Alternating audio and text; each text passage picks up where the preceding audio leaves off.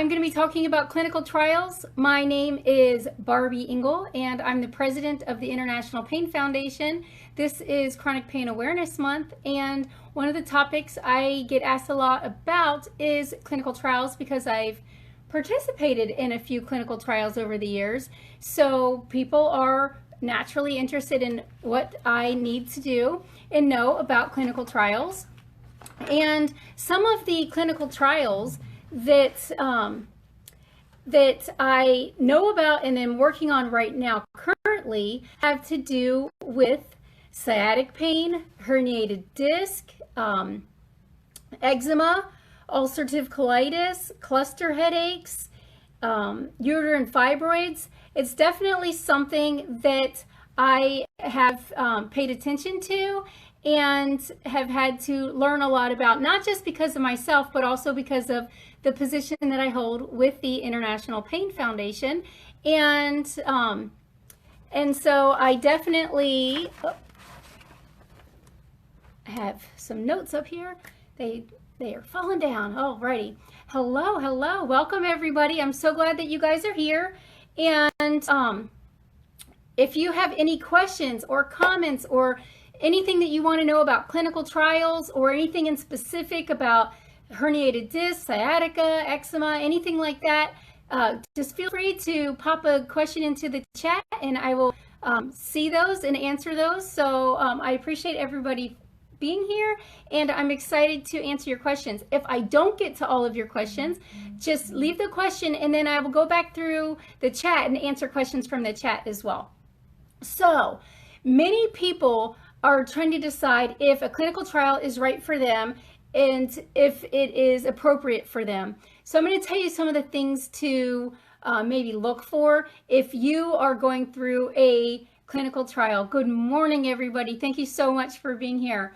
So if you are deciding to go through a clinical trial, things that you want to know, the first thing is what's actually being studied. I know that there's sickle cell patients that were not even included in sickle cell trials appropriately because the trial was set up to test something else and what we needed in a clinical trial was not there. That happens in many of the trial areas. So you want to make sure that you know what's being studied and if you fall into that category. So I'm going to go on. What will I have to do? If you want to sign up for a clinical trial, you want to know, do I have to leave my house? Is it a clinical trial for a medication? Is it a clinical trial for durable medical equipment? Is it a clinical, yay, you can see me. Is it a clinical trial for something that you have to be in the hospital for a few days for, or can you go to the doctor's office to accomplish that?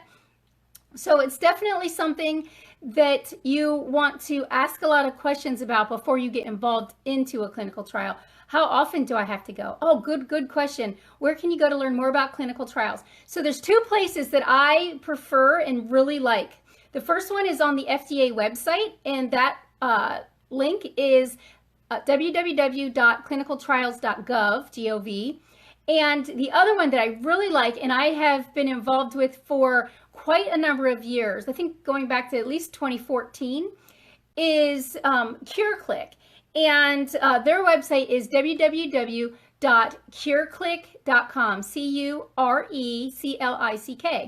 cureclick.com. And I really like their trials, and actually International Pain Foundation puts out daily messaging about different clinical trials that are going on currently that might have to do with the chronic pain community. So great question. Thank you so much, Megan. I have done quite a number of clinical trials myself, and some of the things that I watch for are how long the study lasts and how much do I have to be involved? Is there any compensation for the study? Some of them have compensation, some of them don't. So it's definitely something to look at and get involved with.